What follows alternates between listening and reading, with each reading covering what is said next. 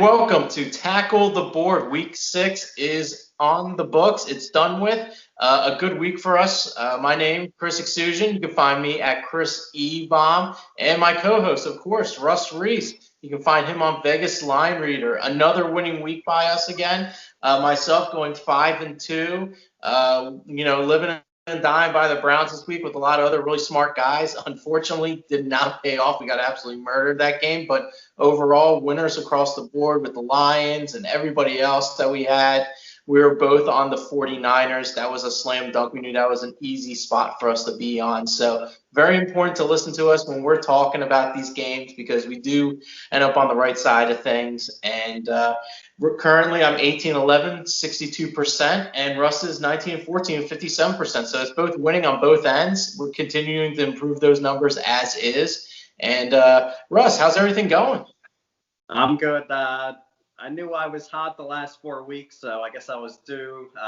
Ended up going 3-3. I should never have added those Cowboys. I regretted it right before that game started. I'm like, I shouldn't have taken these guys. And also the Texans, you would have had a huge week. The Texans, actually, we agreed on, screwed us both. That was just a brutal game. Just terrible. Going for 2, trying to go for the win to go up by 9 points. Just end up scoring. Kick the extra point, go up 8 points, take your chances, make the other team try to score a touchdown and get the 2-point conversion. I don't think people understand the percentages there, but it's just a team that just really doesn't care. So they're probably just all or nothing and tried to go up 9 points, which you very rarely see in the NFL. So I'm sure that pissed you off too, that game. That was probably the most frustrated I've been. I usually don't get too frustrated about games usually. Like the Browns game I wasn't frustrated with because I knew I was going to take them no matter what. I liked them all week. I was wrong. It happens. Sometimes you just get a bad read on games. But that Texans game, we were totally on the right side with that. They decided to go for the touchdown when they're in 4th down when they could have kicked the field goal and still would have been up, 4 points or so. I think 3 or 4. I think they would have been up like 4 or 5 points. They knew their defense just stinks out loud, and they're like, we need to get a touchdown here. And then they end up getting the touchdown, and I'm like, oh, okay, this is great. They're probably going to march down here, no problem. Tannehill goes, no problem, no huddle, ends up scoring a touchdown, I'm like, great, overtime. And then the Texans, of all things, they decide they're in 3rd and goal from like the 10-yard line or something, and they bust out the Wildcat. They got Tannehill on the other side, and they're like, they're trying to defend Tannehill as a wide receiver, and Derrick Henry's he's just standing there, and I'm like, he's running the ball. Everyone get in the box and murder him, and then he ends up just running through like 2 guys. It was so dumb, and that's how they win the game. Bad coaching. The Texans are bad. They're just a bad team. If they could not just win that game outright, it was a perfect spot for them. Getting that division game at home, especially after the Titans got that big emotional win at home on that short week, and now they had to play a tough division game. It was so heartbreaking. And like, how do you not defend that Wildcat? It's unreal. I literally was watching that video, and I replayed it like 20 times. I'm watching the cornerback or safety, I'm not sure who it was, the last name Reed. I had to look him up and everything. So I'm just like, who is this guy? He's a complete idiot. He ends up going out there to cover Tannehill. He tells the other guy to go cover the wide receiver because he's too scared to cover him. So he's like, I got Tannehill. He tries to hide over there. He's in the Wildcat. I've never seen Derrick Henry throwing passes to the corner of the end zone. So once he's running to the end zone, he's not even doing anything. He like shied away and got scared. He didn't even try to make the tackle. If you rewatch that, you'll see he stops and doesn't even try to make the tackle at the 1-yard line. He just lets them in there. So definitely frustrating. We could go on and on about this game forever. And one more thing about that. I just have to get off my chest too. All people are like, well, he threw the ball. Yeah, he threw the ball one time in a playoff game with like a jump Tebow pass to like a tight end. Like that was a yard away. That was kind of tricky. But he was like from like the 10-yard line. And like you think he's gonna actually throw that? Like everyone should have just collapsed on a box. I'll tell you what, if he would have just thrown a wide open pass to Tannehill in the corner end zone, God bless you. You know, exactly. Like I would have been okay with that. I'd be like, you know what, you made Derrick Henry throw a 10-yard out to the corner of the end zone. Like, God bless you. Like unbelievable. But still a good week regardless. Could have been an amazing week. But we're gonna get into these games now. The lines are pretty weird for this for the most part. I got some weird games, but you know what? I think there's some good spots with some of these. So we're going to get right into it. We're going to start off with Russ. He's going with his loyal Browns, -3.5. Tell me about them. Yeah.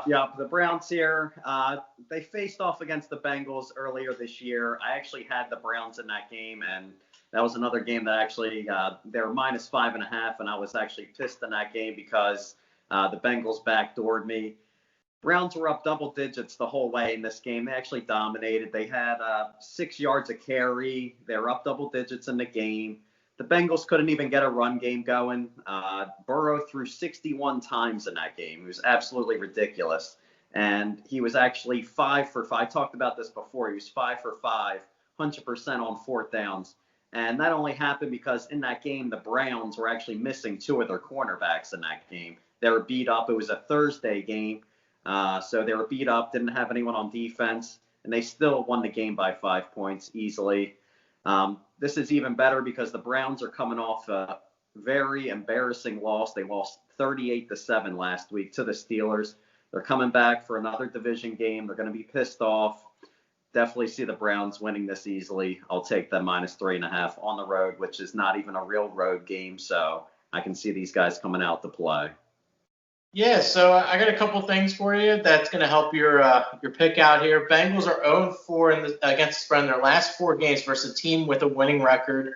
The Bengals are 0-5 in their last 5 games, allowing 90 yards rushing in the previous game. So they have a really tough time covering a game when the run game is rolling like that. And simply the Browns. The favorite, if you will, is 8-3 in their last 11 meetings. So that should say something as well for this kind of matchup. And the fact it was probably even better before because of that backdoor cover. So there's some kind of fluctuation with that. So if I had to take a team, I think a team that got embarrassed, that does have talent on the team, and a Bengals team that's been kind of just feeling themselves, especially after this Colts game, this might be a nice little smack in the mouth for them. So I'm definitely down with you on this Browns team. Nice. We'll jump into your next game. You got the Steelers -2 at the Tennessee Titans. Yeah, this is the big matchup of the week. The 2 5-0 teams here. Shockingly, Pittsburgh started off as a -1.5 point favorite. You would think an undefeated team at home would be giving points, but this isn't the case. It has gone up to 2 now. As far as Pittsburgh goes, they're 10-0 versus non-division opponents off back-to-back straight-up wins. So Tomlin really gets his team prepared against these really good teams that have been really proving themselves. And Pittsburgh is 3-0-1 against the spread in their last 4 games, following a straight-up win of greater than 14 points. So Tomlin, when he gets his team rolling, he gets them rolling, and he gets them prepared against these really good teams. This year, Pittsburgh's ranked 9th in offense, 2nd in defense. Tennessee's 3rd in offense. Tannehill's been real solid for them. Their run game's been real good. But their defense is ranked 22nd, which has not been like a variable team. They're ranked 24th against the pass and 16th against the run. I think this is going to be the key factor at the end of the day. Their defense is just not as good as it usually is, and I think Pittsburgh is going to take advantage of it with the run game and the pass game. I think Juju Smith could have a huge game, and this is a spot where I think winning by at least by a field goal. I really do like the Steelers here, and I think the fact that they're favored right off the bat for this game is very important. I know they smacked the Browns in the mouth, and Tennessee, they just came off that game. They honestly shouldn't even be undefeated. They should have lost to Houston. They should have lost a lot. I think that speaks volumes because I think people are going to see an undefeated team at home, and they're going to want to take the points. But this Steelers team's well coached. Defense is fantastic. The offense is pretty solid. It's ranked 9th in the entire NFL. So give me the Steelers -2 now. Yeah, that game, usually once we get toward half the season, like around right now, is when I can start reading the lines. And this was actually one of the games by just taking a glance, seeing the Steelers -2 jumps out to me as fishy, seeing them as a favorite on the road. So that just tells you how much better they are actually than the Titans. And we all know how great their defense is. So bringing a defense on the road can definitely see. The Titans have been skidding by all year, just winning all these close games. And some of the games they've won have been against bad competition. So definitely a good pick there. I'm going to jump into the next one. I'm going to take the Detroit Lions +2 at the Falcons. And I've said this before. I love fading bad defenses as a favorite. Falcons right now, they're ranked second to last in yards allowed, fifth worst in points allowed, giving up 30.7 points per game. The Lions were hit with big injuries early in the season. They ended up getting Galladay back, wide receiver stud, who you said last week was going to have a good game and actually had 100 yards. 2-1 record, averaging 29.6 points per game in their last 3 games with Galladay back. So the Lions are clicking on offense. That one loss that they did have was against the Saints, but that was just a bad spot for them. They faced the Saints team that was coming off 2 losses. They wanted that game bad, and they actually played the Saints close in that game. The Falcons also have a stat for you. Falcons are 2-11 straight up their last 13 games when they're a favorite between -1 to -3. So in these pick'em type of games, just don't trust the Falcons, as we saw previously this season. They lost to the Panthers just as a -3 favorite. Don't trust these guys as a favorite. So give me the Lions all day at +2. Yeah, I think this is a good point you're bringing up about the Falcons. They got their emotional win. They already got that under their belt now. So the fact that they got that, I don't know if they're going to be – it looks like, as I'm looking right now on covers, they're getting 62% of the public money right now, Terrible. Which is pretty outrageous for a team that couldn't even come close to winning a game. And now the fact that they actually won a game, it was because they have a new coach and Dan Quinn's out. And I knew that should have been an emotional win. I just didn't have the cojones to take it last week. Unfortunately, I feel like they're going to – I thought they're honestly going to win, and I didn't take them, so I was kind of disappointed with that. But now they're the darling. All of a sudden, they won a game. So I think this is a good spot for the Lions. I can definitely see where you're coming from this. I personally would not take this game, but if I gun to my head, I would definitely take the Lions. Yeah. All right, we'll jump into your next game. You have the Dallas Cowboys -1 at the Washington Football Team. Yes, there you go. You got it right. Like excellent. That. Good. That was good. That was good. That was worked on earlier. I like that. So talk about the toilet bowl of all toilet bowls. I decided that I'm going to take the Dallas Cowboys football team -1. Totally getting embarrassed on Monday night against Kyler Murray and the Cards team. Supposedly didn't lose much of a step on defense because they barely scored on them with all their weapons they have. So now they're getting completely undervalued. They're just barely a favorite. It might actually probably go to a pick 'em when it's done, which is going to be outrageous. The Redskins are bad. They were a favorite last week for whatever reason. I don't know why. The Giants pulled it off because I guess Danny Dimes didn't have like that extra turnover that he usually has. So I'm taking the complete value with the boys right here. I know their defense is complete Swiss cheese. It's a terrible defense. But the Skins are just yes, the Skins. Yes, I'm going to Washington. Right? The Washington football team. Excuse me. I did it. I have to wash your mouth out, man. Yeah, I know, with a bar of soap or something. So give me the boys. Give me the Red Rifle here against a really shitty team. Only gonna have to lay a point. This is an important division game for the Cowboys. They need to win this game if they want to have any chance of winning this division. The Eagles are going to win on Thursday. I still have complete faith in them to win that game, even with their second stringers. I think they're going to win this game, especially with the Giants winning that game that they probably shouldn't even won, but they ended up winning somehow. I mean, Slater caught a touchdown, like pulled a hamstring, and was like dead afterwards. So this team's just a complete clusterfuck. So give me the Cowboys -1, tons of value. I hate the defense, but you know what? They still have weapons. Can they get it right this time? They're getting bashed by the media left and right, which I love to take a team when they're getting bashed by the media. Give me the Cowboys. Hold my nose. -1. Let's do it. Yeah, you got to think all you need to do is get about 20 points in that game since the Redskins can't score. I mean, the Redskins, they can't take advantage of a bad Cowboys defense. So if I were to side, I would take the Cowboys. But after they burn me, I'm just staying away from them. So we're going to get into your next game. You're taking my darling, the Arizona Cardinals +3.5. Tell me why I make this play.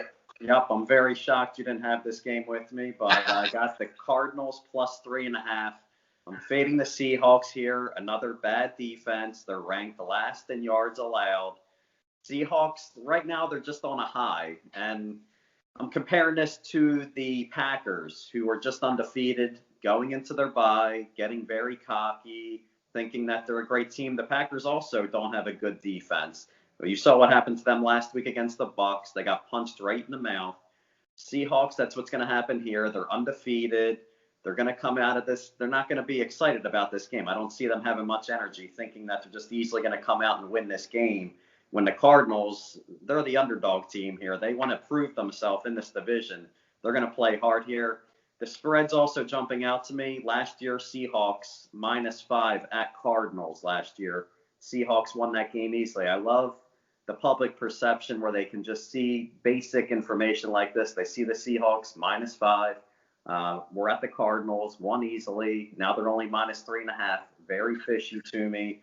I love taking the opposite side. I talked about this last week with the Redskins and the Giants game, where the Giants won easily last year at -3, and then they were only it went all the way down to -1 for the Giants in that game.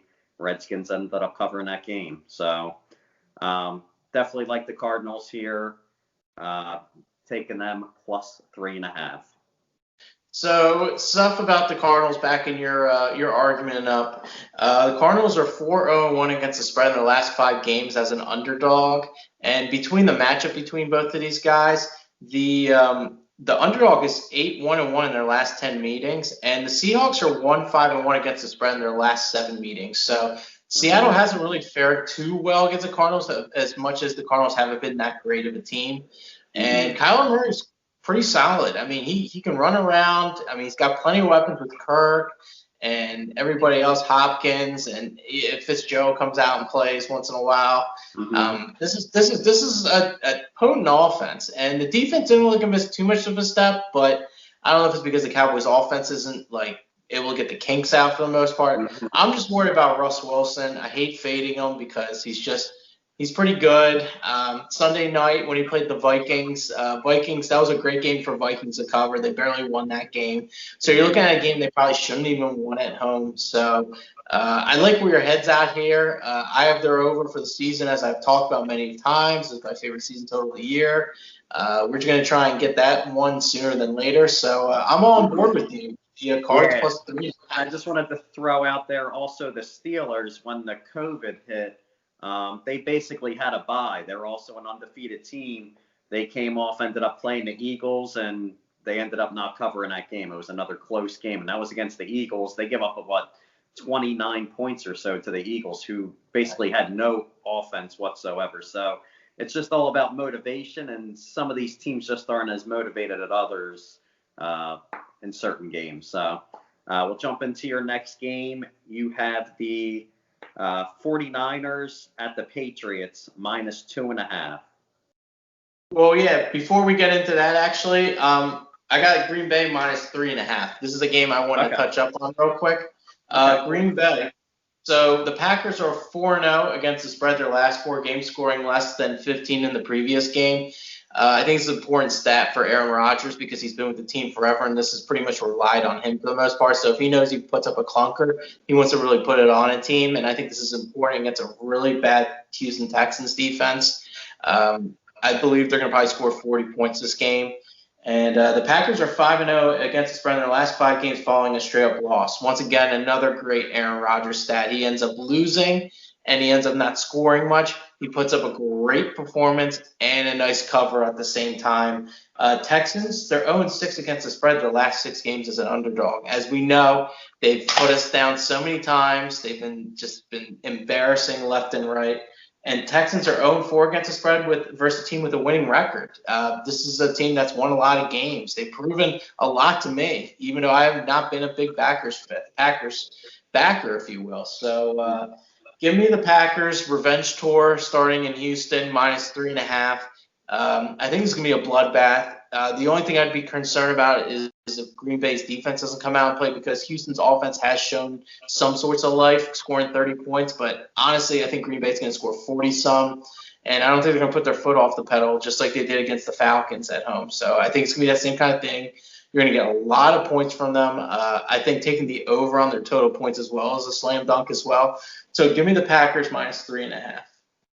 Nice. Yeah, like I said, Aaron Rodgers, he talked about in his interviews how they got punched in the mouth, so can definitely see him coming out. When he loses his games, his past losses, they're usually to one of the top teams, and they actually got blown out in those games. So if they're going to lose this game, I just cannot picture the Texans be. I think all their losses were basically double digits last year, so to lose to the Texans by double digits, I just don't see it. They struggle against good defensive line, and I don't think the Texans have that good enough of a pass rush to get to Rodgers. So that's definitely going to be a good pick on those Packers.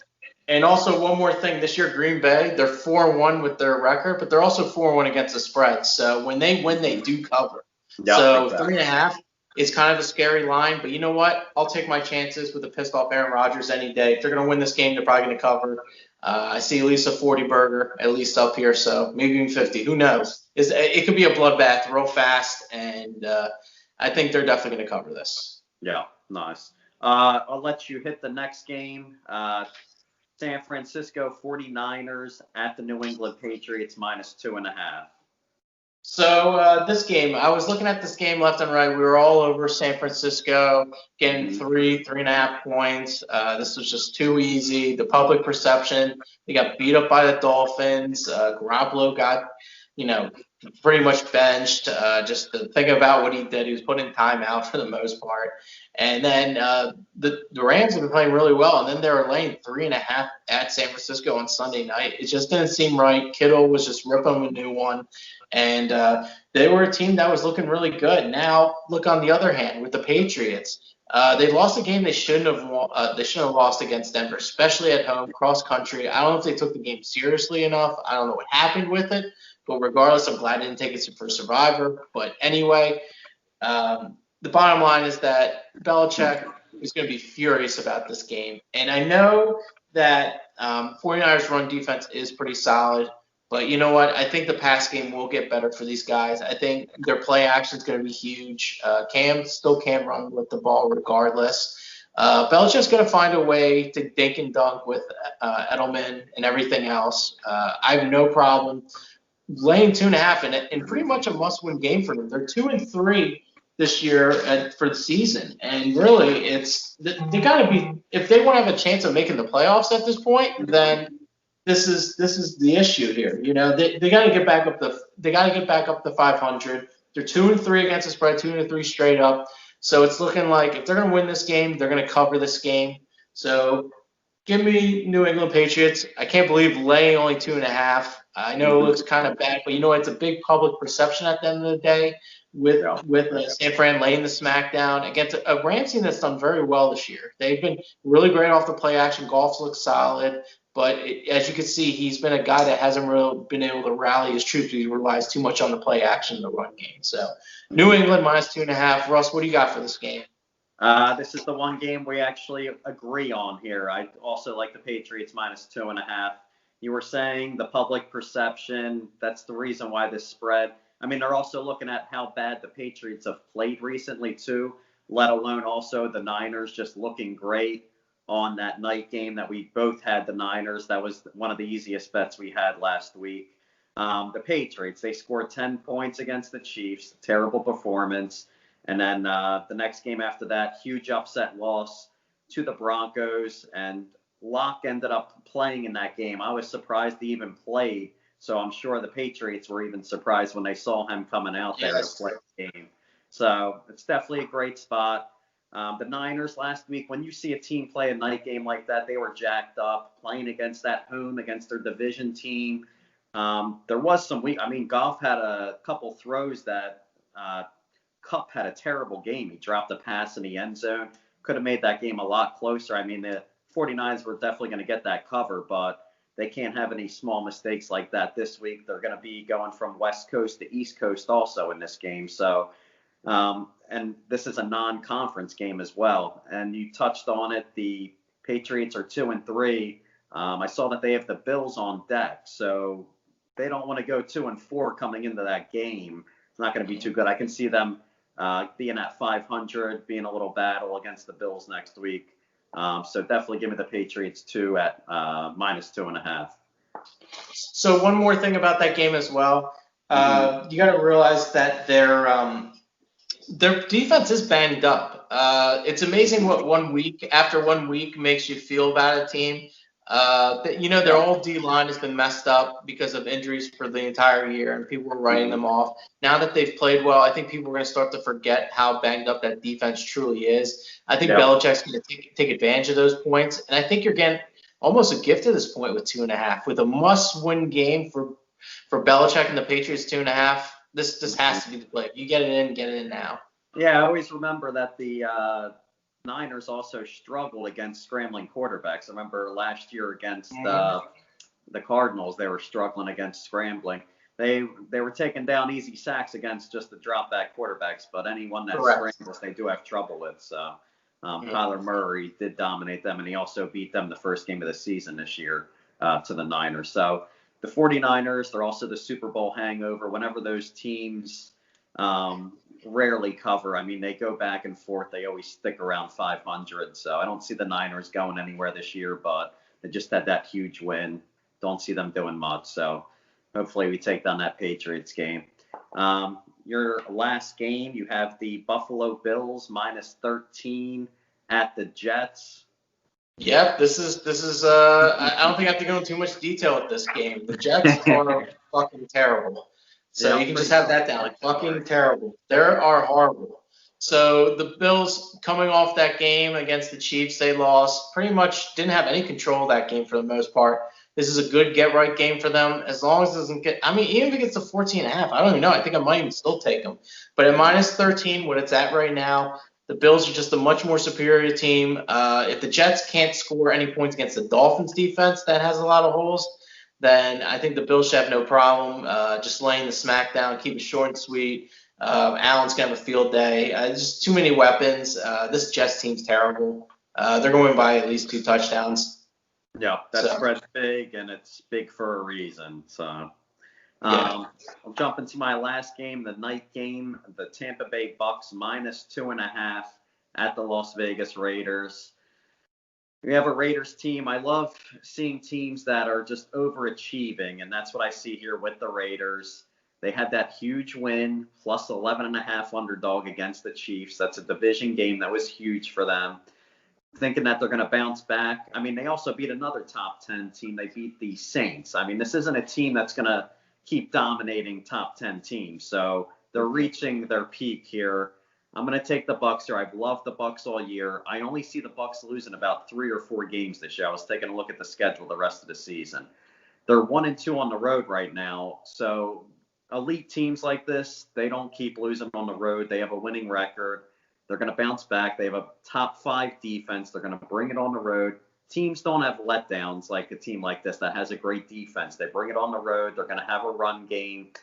Brady's like the least point to even care about with this team. They just have the defense and the run game. I'm not worried about what Brady's going to do. He control the game as long as he's not throwing pick sixes. That's the only problem. Raiders, I just don't trust this team. The Bucks, you remember they lost that last night game, Thursday night game also, to the Bears, to Foles. Brady was pissed off. I can see them just rolling after that game. You rarely see a great team like that lose 2 straight night games as well. People saw that game. They're going to be fooled. So, again, I'm just on the Bucks all year. Great defense, 12-13 win team. They're going to take this game against the Raiders. Raiders don't have the talent. If they're going to shut down the run game, I'm not trusting Derek Carr to make plays in this game. So, definitely love the Bucks here, -2.5. Yeah, I think you got me convinced. When I was on with Drumheller for the Lightning line on Sundays, where we take a first glance at the lines as soon as they come out Sunday night, this was a spot that I was like, you know what, Oakland might be a nice little dog here, especially if we get up to 3.5. But you totally convinced me. I think the fact that they already lost a night game against the Bears, that they probably should have won. I was on top with Tampa Bay with that. Didn't work out. I think this is the spot where they take advantage of it. They are a good team. Defense does travel, as you say. So this is a spot where you only have to win by a field goal, and you're going on the road on another night game. The chances of them losing that game is pretty slim. So this is going to be a good team. Tom Brady could have a good day against this team. So I'm officially on board with you now. I like this play. So minus 2.5. I think it's the right side. There's just overreaction because the Raiders have a bye in this game, but I'm not buying it. They just had that big win. I don't see them getting jacked up for this game. They're not going to win this many games against great teams. And the Bucs came out the gates losing to the Saints, losing to one of those top teams. They're going to want to start getting to roll, and Godwin's been back. This offense will start clicking as well. So once they get these guys back, they're going to start reeling off a ton of wins, I see. So definitely like the Bucs. You're still winning for your survivor. I saw you hit your game last week. You had the Dolphins pretty easy, right? Didn't have to sweat anything out. Yep. And who are you going to be taking this week? Yes, I'm a survivor. I finally keep moving on the survivor. It's great. We're surviving week 7, right? Yep. Week 7, yeah. And you know what? I'm going to take another layup as well. I have the Buffalo Bills still available. I'm going to use them now against the Jets after losing a game. Hey, if I lose with a 13-point spread, then so be it. Then it's not my year. So give me no one circles the wagons like the Buffalo Bills. Yeah, exactly. Minus 13, we just needed them to win. So I already like them with the 13. So what's the problem? I still have them, so I'm supposed to use it. Frank Gore's the starting quarterback and Joe Flacco's the quarterback. Oh man. If you lose that, I would just quit Survivor forever if I would ever lose to those two. Exactly. So if you had to take someone besides the Bills, obviously, who are you thinking about taking? I definitely would go Bills, but second choice, if anyone else doesn't have the Bills as a choice for their Survivor, I would go with the Chargers. The Chargers are a lot better than what their record shows, and they're also coming off a bye. The Chargers are 1-4. We saw how good Herbert looked last week or 2 weeks ago against the Saints in that night game. They should have won that game. Every single game that the Chargers have had, actually, they've lost by less than 7 points. Every single game's been close. They just had heartbreakers. So I can see him growing, and they're going to get better. I actually took a look at their schedule. They got some easy matchups I've seen, and you know how the Chargers are. They always turn it on the second half of the season, so I can definitely see these guys playing good ball. They're playing the Jaguars, who I think is probably the second or third worst team in the NFL. They haven't looked good in a while. That's expected. They only look good week 1, where they probably just caught the Colts by surprise. The Jaguars are also traveling from all the way to East Coast to West Coast, so everything just sets up perfectly for the Chargers here, who are actually coming off the bye. I don't know if I just noted that, but definitely would take the Chargers in this spot. I almost took the Chargers laying the points because I think they want to lay the wood and they're going to get going, but just the game I'm going to stay away from. I try to avoid big favorites. I think it's a good idea laying off that spread anyway. It seems like a good play to take, but Lynn's a terrible coach. He really calls a terrible game. Like he'll run the ball constantly and think it's like 1985, and he'll just like run the ball with Eckler 1,000 times and get like 1 yard, and it's like, okay, great, that's a great play call. You got a young kid that has a nice little arm, let him use it a little bit, you know. And I don't know. I'm a big Lynn hater. I don't think he's that good of a coach, honestly. So, but to win, I think it's a good spot because if they end up losing a cross country game like that, that would be truly embarrassing. I mean, I'm probably gonna take the Bills. But I won't be sad if the Chargers lose because at least, like, I know a bunch of people will be knocked out. So. I'm sure that'll be a popular pick for a knockout. So I'm sure a lot of people got knocked out with the Patriots last week in your Survivor. So. Yeah. So that'll do it for today. Thank you guys for listening, and thank you for subscribing for the guys that have been subscribing and following us on Twitter at Tackle the Board. That's very important that you guys at least subscribe as well.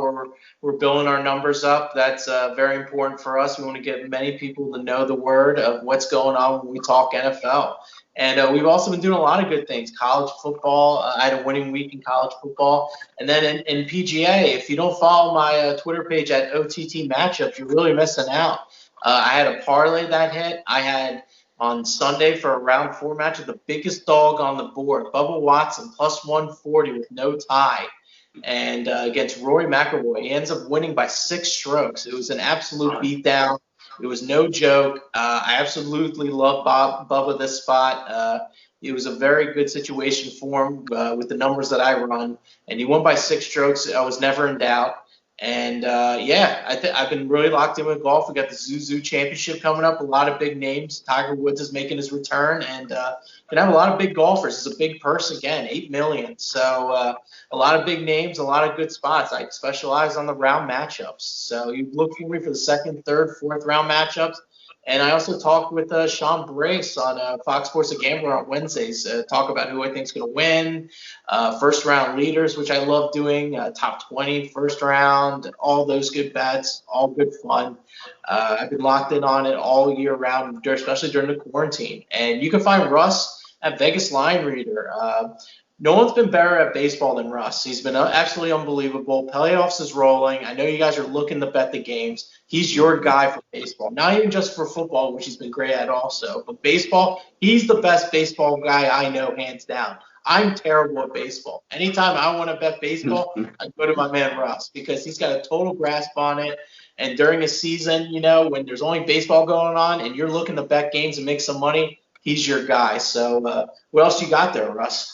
Yeah, actually, that's why I picked my spots in baseball. The playoffs, I've been very limited, but I sat on those 2 games with the Dodgers and just kicked back. They won 16-1, 15-1 that one game. Yeah, I knew they were going to come back in that series. The Dodgers are too good, and I see them definitely winning the World Series here. No, usually when a team shows heart and fights back, the Dodgers, it's a much-needed World Series. They need this. After the Astros cheated, I just would love to see the Dodgers win the World Series there. And Kershaw just finally win the World Series. Of course, our boy of fantasy baseball. I was very shocked when I saw his stats, how good he's been in the playoffs. So I guess it's because he's not facing the Cardinals. I think that's his kryptonite right there. But definitely, you're hot in golf. Hit me up for college football. All these picks and information is free, guys. Make sure you like and subscribe to our YouTube videos. Try to get the word out more. Follow my personal page at Vegas Line Reader. Follow Chris's page at Chris Ebomb. Follow our page on Twitter and Instagram. It's at Tackle the Board. If you guys do want a big play, all you got to do is text my number, 702-867-0559. Just text the word win, and I'll hook you guys up with a big play. Because usually I trim down what games I'm going to go hard on.